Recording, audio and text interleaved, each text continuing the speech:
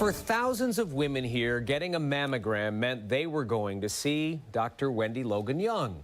She will be honored tomorrow night by Gilda's Club for how she helped change the way breast cancer is diagnosed and treated.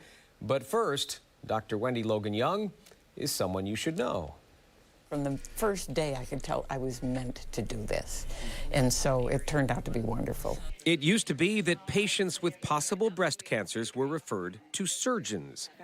Dr. Wende Logan-Young thought she had a better idea, that radiologists should be examining patients and communicating directly with them. I begged my department chairman to let me examine the patients who had problems, and he said, I would love to let you do it, but I simply can't because that's the surgeon's turf. And so I said, yeah, but meanwhile, the patient can slip between the cracks. So at age 40, this mother of four left her position at the University of Rochester to open her own practice on her turf. I immediately knew that radiologists were going to be the ones to diagnose breast cancer. And the surgeons were going to be the one to take care of the problem once we had diagnosed it. I spent the next 5 years not making a penny.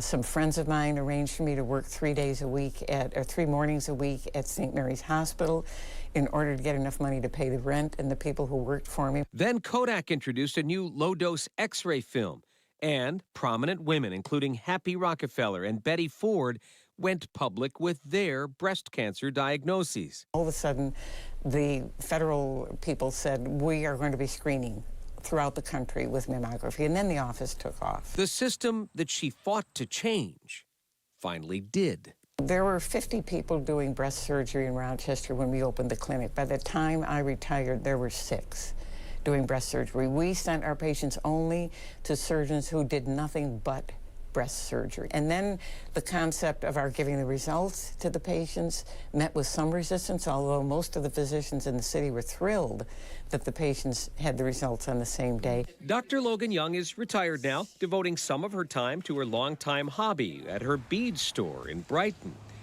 With anything she does now, she still brings energy and curiosity and the spirit of a pioneer. Here's how I feel about being a pioneer. I feel incredibly lucky, unbelievably lucky.